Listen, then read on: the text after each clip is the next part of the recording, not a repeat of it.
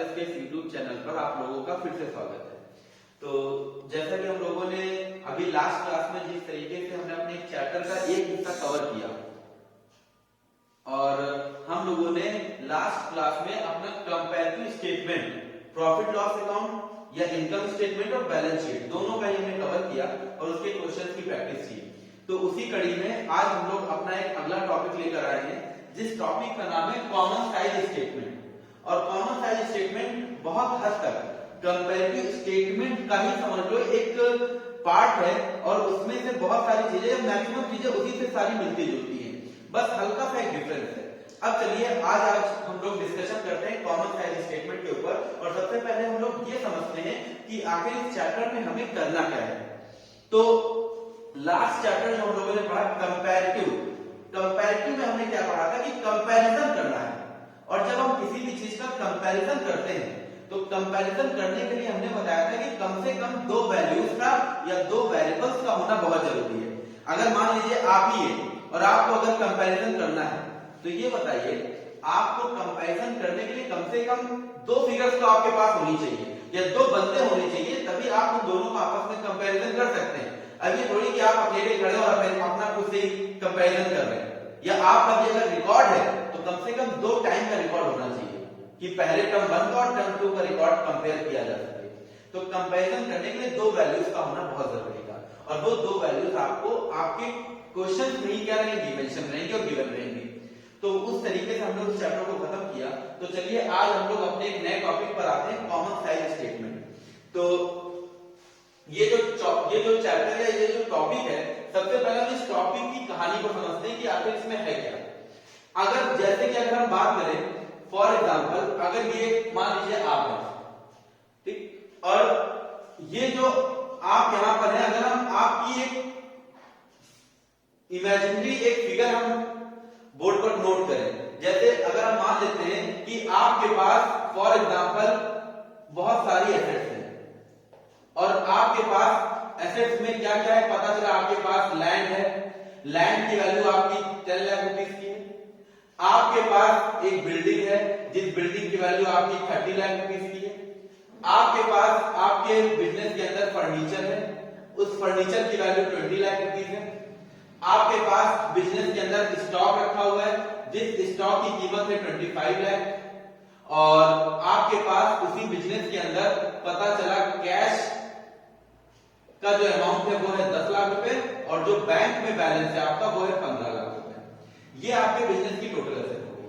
तो हमने बोला कि आपके बिजनेस के अंदर अगर हम टोटल एसेट को चेक करें तो ये बताइए 10 और 30 40 और 20 60 और 60 और ये 70 और 80 85 और 15 100, मतलब टोटल आपकी जो एसेट है वो एसेट टोटल हो गई 100 लाख की। अगर हम यहीं पर इसको जरा आपको चेक करें, अगर हम बोले कि बताओ टोटल जो 100 लाख रुपए की प्रॉपर्टी है आपकी, बताइए इस 100 लाख में से आपकी लैंड कितने की है। तो आपने कहा 100 लाख में से 10 लाख रुपए की मेरी जमीन है।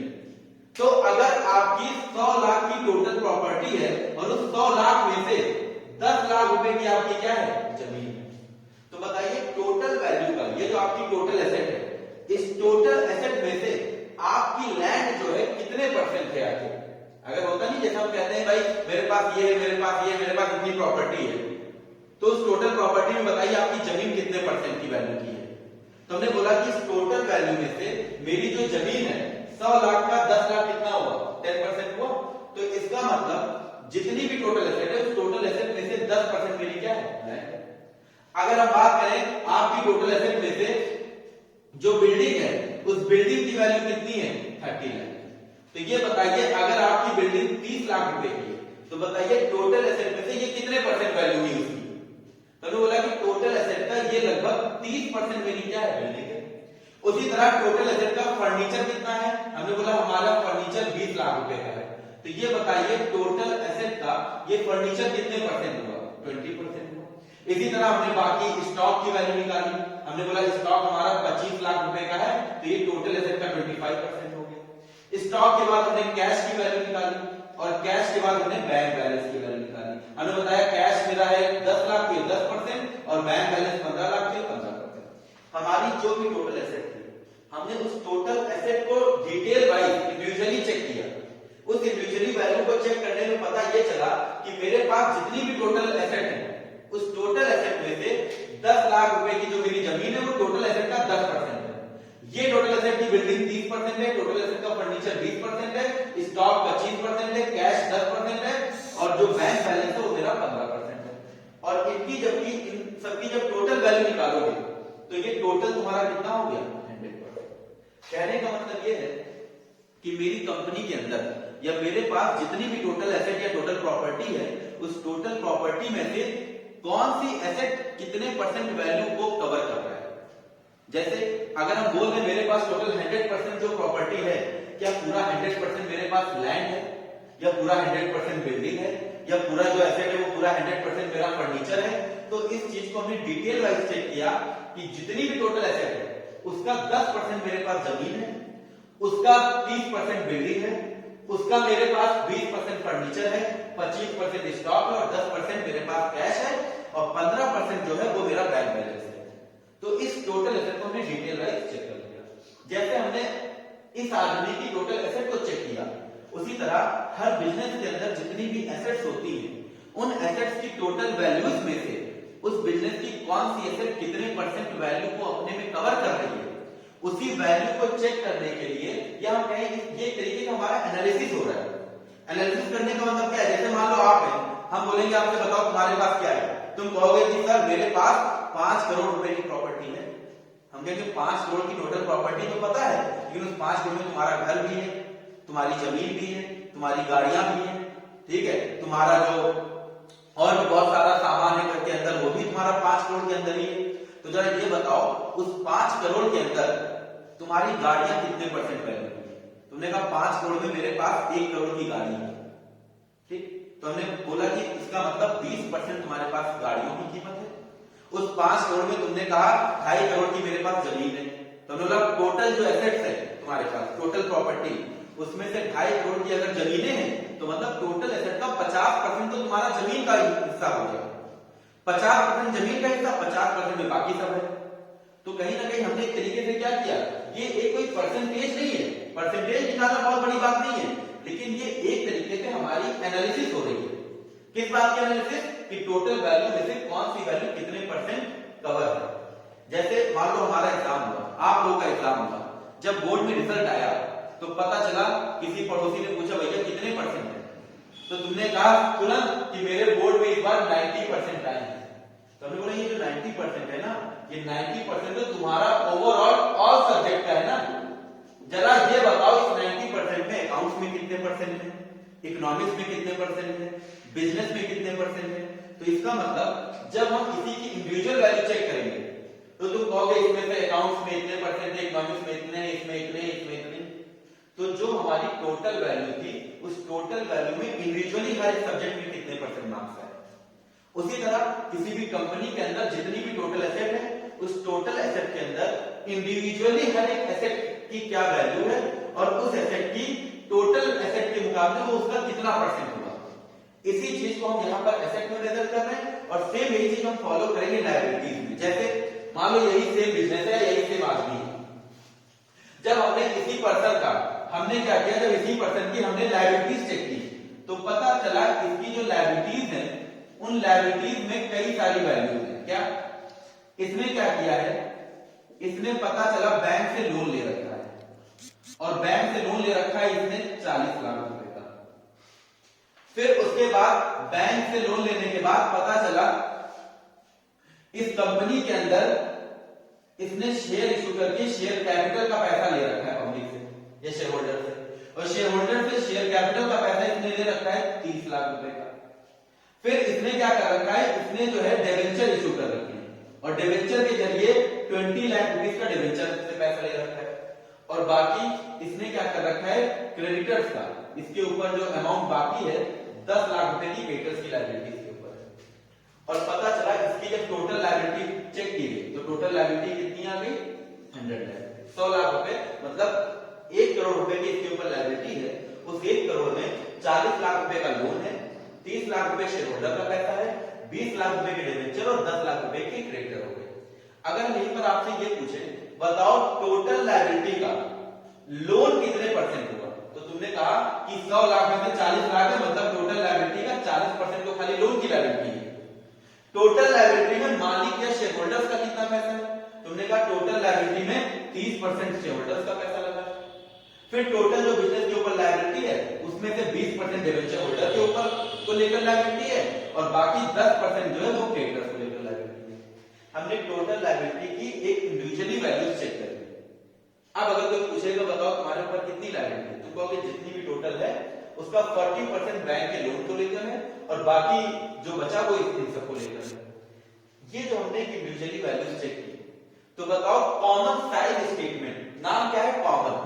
हमने यहां पर एक कॉमन बेस लिया। कॉमन बेस क्या लिया, जब हम यहां पर टोटल एसेट, हमने क्या किया, यहां पर हमने दो चीजें कॉमन ली, क्या, एक टोटल एसेट और एक टोटल लायबिलिटी। हमने यहां पर ये चेक किया टोटल एसेट के अंदर जितनी भी अलग अलग डिफरेंट तरीके की एसेट है, उन एसेट्स में टोटल एसेट की जो वैल्यू है उसमें से इसकी कितनी वैल्यू है, इसकी कितनी वैल्यू है, इसकी कितनी है, इसकी कितनी है, ये कितनी और ये कितनी। हमने इंडिविजुअली हर एक एसेट की वैल्यू चेक की और देखा कि ये जो टोटल एसेट की वैल्यू है उसमें से ये वैल्यू आके टोटल एसेट का कितने परसेंट है, ये वैल्यू टोटल एसेट का कितने परसेंट है। हमने हर एक चीज की इंडिविजुअली परसेंटेज में वैल्यू चेक कर ली कि कौन सी एसेट कितने परसेंट कंपनी के अंदर कवर कर रहा है। और सेम यही काम हमने लायबिलिटी में किया। लायबिलिटी भी कई तरीके की है और जितनी भी टोटल लायबिलिटी है उस टोटल लायबिलिटी में ये लायबिलिटी कितने परसेंट है, ये कितने परसेंट है और ये कितने परसेंट है। हमने सारी लायबिलिटीज की परसेंटेज में वैल्यू क्या कर ली, फाइंड कर ली। अब ये बताइए क्या हमने यहाँ पर कहीं पर भी कोई कंपैरिजन की बात की, नहीं। हमने बस ये बताया कि हमारे पास जितनी भी टोटल वैल्यू है या टोटल जितनी भी एसेट या टोटल जितनी भी लायबिलिटी है उस टोटल लायबिलिटी में से एक इंडिविजुअल एसेट कितने परसेंट है, सॉरी टोटल एसेट में से एक इंडिविजुअल एसेट कितने परसेंट है या टोटल लायबिलिटी में से एक इंडिविजुअल लायबिलिटी उसका कितने परसेंट है। तो यहां पर कोई कंपैरिजन नहीं करना है कि तुम्हें 2 साल की वैल्यू पता होगी तभी तुम कंपैरिजन कर पाओगे। यहां तुम्हें बस एक वैल्यू इस बात की पता करनी है कि टोटल में से एक इंडिविजुअल अमाउंट उसका कितने परसेंट निकल कर आ रहा है, ताकि हम इस बात का पता लगा सके कि जितनी भी बिजनेस के पास टोटल एसेट है या टोटल एसेट सारी बिल्डिंग है, सारी फर्नीचर या सारा लैंड है या उसमें हर एक चीज कुछ हिस्से में बटी हुई कि 30% ये है, 40% ये है, 20% ये है। ये बात समझ में, कुछ इसी तरीके से हमें क्या करना है, कॉमन साइज स्टेटमेंट प्रिपेयर करना है। तो जैसे हम लोगों ने कंपैरेटिव स्टेटमेंट में दो तरीके से पढ़ा, एक पढ़ा बैलेंस शीट का कंपैरेटिव और एक पढ़ा इनकम या पीएनएल अकाउंट का कंपैरिजन। सेम उसी तरह जब हम यहाँ कॉमन साइज पढ़ेंगे तो यहाँ पर एक कॉमन साइज होगा हमारा बैलेंस शीट का और एक कॉमन साइज होगा हमारा प्रॉफिट एंड लॉस अकाउंट का।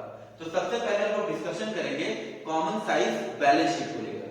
तो चलिए आप लोग बोर्ड पर देख रहे हैं और जब हम लोग पहला क्वेश्चन करेंगे तब आपको लगेगा कि हाँ ये चैप्टर कितना इजी है और जितनी भी बातें बताई है कुछ इसी तरीके से। अब जरा इस क्वेश्चन को, इन सारी बातों को ध्यान में रखकर अब इस क्वेश्चन पर आइए। तो चलिए देखिए, ये जो कॉमन साइज का जो क्वेश्चन है ये आपकी जिन बच्चों के पास बुक अवेलेबल हो डीके गोयल, तो डीके गोयल का क्वेश्चन नंबर 24 एक्सरसाइज का। और इस क्वेश्चन में बोला गया है from the following information prepare a common size statement. हमें कॉमन साइज स्टेटमेंट बनाना है। आपको यहाँ पर इंफॉर्मेशन दी गई है और आपको 31 मार्च 2021 की डिटेल दी गई है और 31 मार्च 2020 की डिटेल दी गई है। 2 साल की इंफॉर्मेशन दी गई है। जबकि हमने अभी पढ़ा कि जो हम लोग कॉमन साइज स्टेटमेंट करेंगे, कॉमन साइज स्टेटमेंट में कोई कंपैरिजन नहीं करना है। तो जब कंपैरिजन नहीं करना है तो 2 साल की फिगर्स किस लिए? तो भाई ये भी तो हो सकता है कि तुम्हें 2 साल की फिगर्स कंपैरिजन करने के ना दी गई हो, तुम्हें 2 साल की फिगर्स इंडिविजुअली हर एक साल को लेकर तुम्हें 2 साल की कैलकुलेशन करनी है। तो चलिए देखते हैं इस क्वेश्चन को कैसे करेंगे।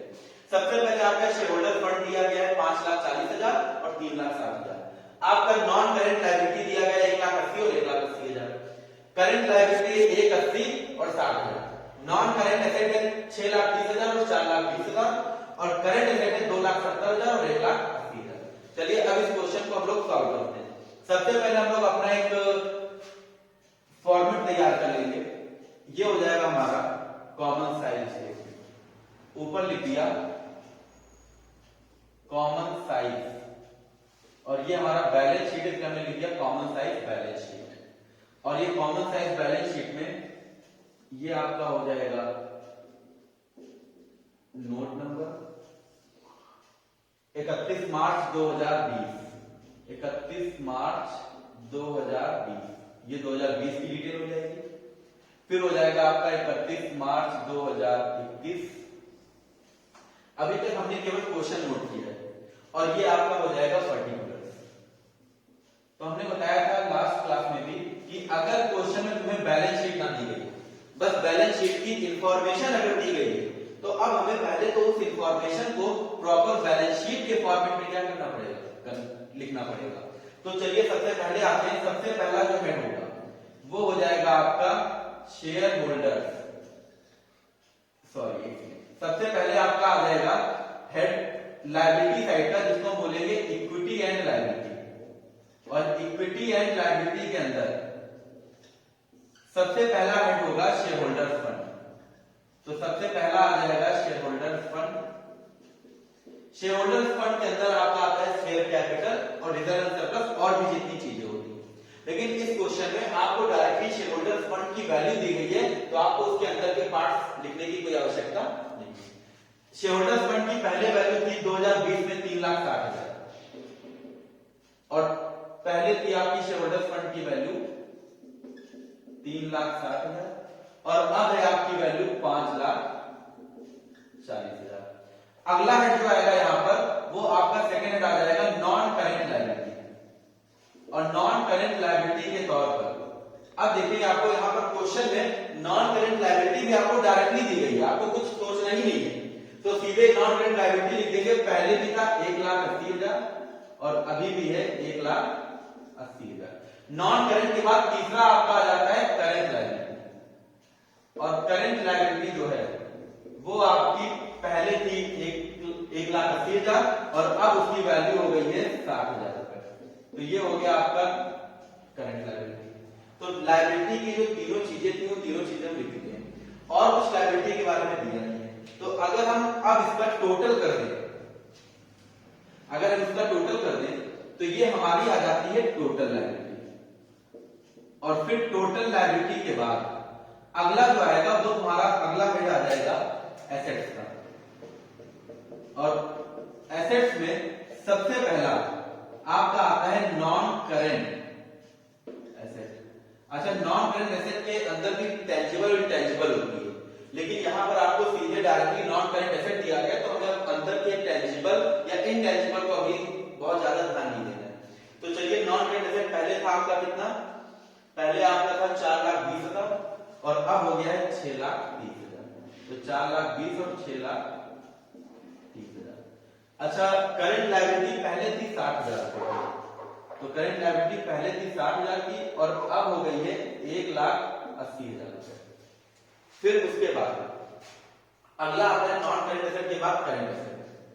करंट एसेट की वैल्यू पहले कितनी थी, 1,80,000। अब करंट एसेट की वैल्यू हो गई है 2,70,000। चलिए, ये आपकी हो जाएगी टोटल एसेट। अभी तक हमने बोर्ड पर केवल क्वेश्चंस को नोट डाउन किया है। बस जो क्वेश्चन आपका बिना किसी बैलेंस शीट के फॉर्मेट में था, हमने उसको उठाकर एक प्रॉपर बैलेंस शीट के फॉर्मेट में डाल दिया। और अब अगर हम इसको टोटल कर लें तो ये आपकी बन जाएगी टोटल एसेट्स। तो चलिए, तुरंत आप लोग टोटल लायबिलिटी और टोटल एसेट का हमें टोटल करके बताइए। 2020 में आपको पता है बैलेंस शीट की एसेट और लायबिलिटी इक्वल होगी। 2020 में जितनी लायबिलिटी होगी उतनी एसेट होगी, 2021 की जितनी लायबिलिटी होगी उतनी एसेट होगी। चलिए, तुरंत इसका टोटल करके बताइए।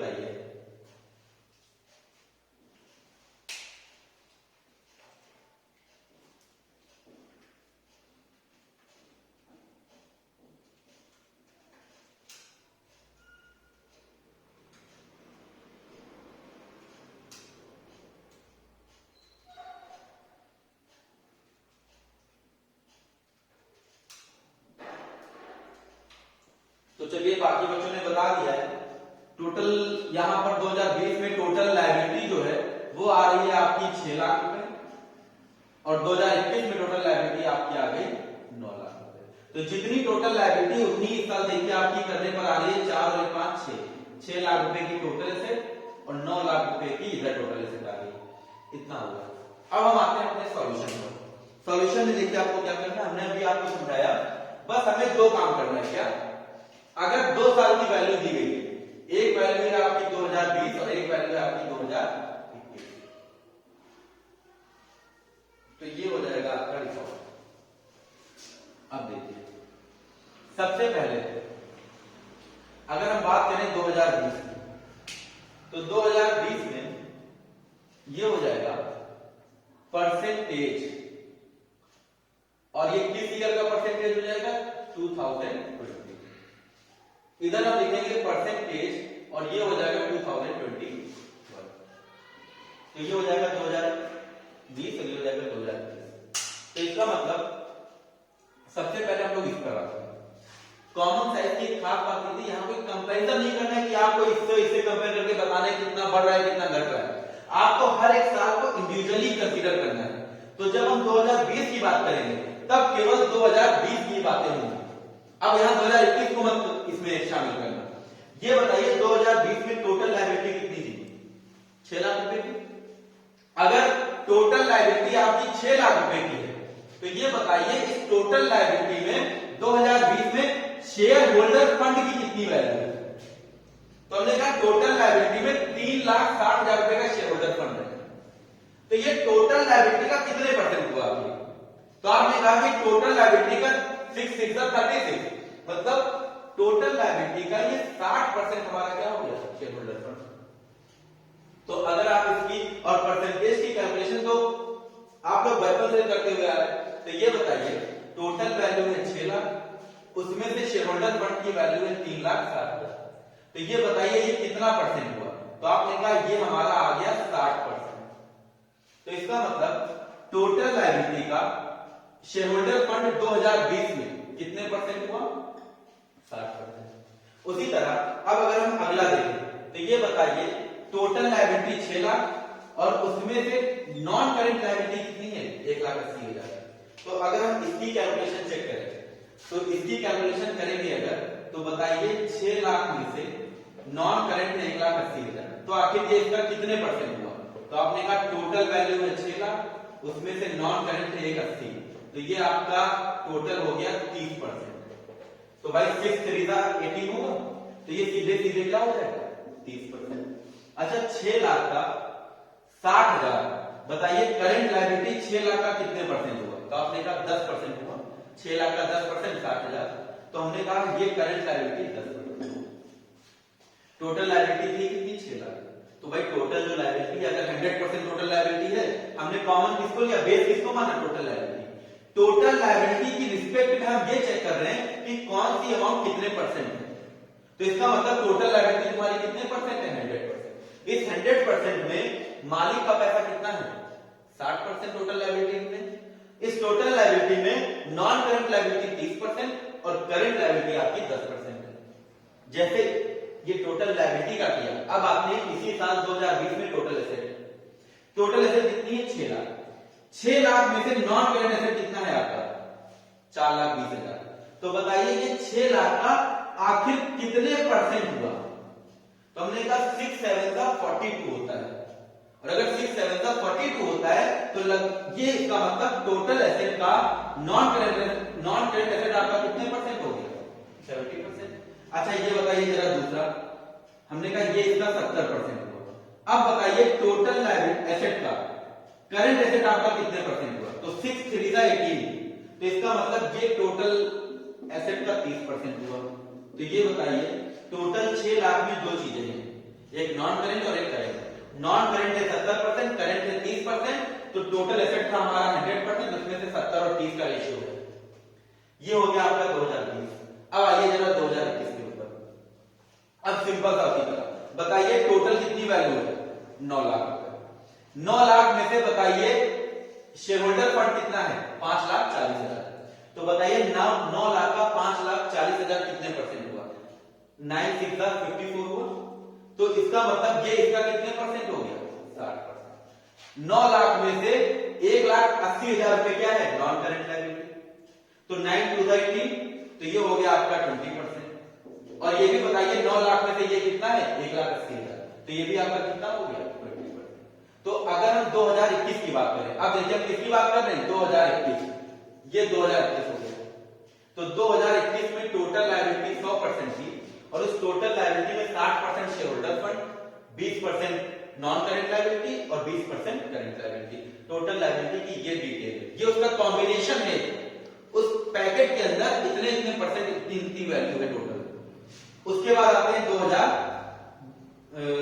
2021। अब आइए टोटल एसेट 9 लाख में से बताइए नॉन करेंट एसेट कितना है, 6,30,000। तो बताइए 9 7 का कितना होगा, 63। तो 9 7 का 63 हो गया। तो ये बताइए ये इसका कितने परसेंट हो गया, 70%।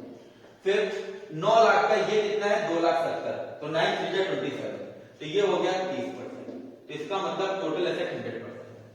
अगर हम इसको एनालिसिस करें तो 2020 के अंदर जितनी टोटल एसेट मेरी थी, 2021 में भी आकर उसका जो परसेंटेज है वो सेम बना हुआ है। टोटल एसेट में से 70% नॉन करेंट और 30% करेंट था। 21 में भी आकर टोटल एसेट का 70% नॉन करेंट और 30% करेंट है। ये आपकी कॉमन साइज तैयार हो। हमने दोनों साल को सेपरेट किया। यहां कोई ये नहीं देखा कि हमने ये वैल्यू कितनी बढ़ी है कितनी घटी, बस हमने सिंपल सा क्या किया, 2020 में देखा टोटल लायबिलिटी इतनी है तो ये वैल्यू इसका कितने परसेंट है, एसेट इतनी है तो ये वैल्यू कितने परसेंट है। यही काम हमने अलग से 2021 का किया। तो दोनों साल को हमने सेपरेट डील किया है। यहाँ कोई आपस में कंपैरिजन करके कोई वैल्यूज का मेजरमेंट नहीं किया हमने। तो ये आपका क्वेश्चन नंबर 24 हो गया डी टेबल का कॉमन साइज स्टेटमेंट का। तो इसके बाद हम लोग अभी नेक्स्ट क्वेश्चन पर आएंगे और उस नेक्स्ट क्वेश्चन में देखते हैं कि आखिर कैसे क्या करना है, ताकि आप लोगों के अंदर जो भी डाउट हो तो वो और थोड़ा क्लियर हो जाए। इस क्वेश्चन में बैलेंस शीट ली थी, तो हमने सबसे पहले क्वेश्चन को एक बैलेंस शीट के वे में कन्वर्ट किया और फिर हमने अपना पूरा जो भी कॉमन साइज था उसको हमने परसेंटेज के वे में कंपेयर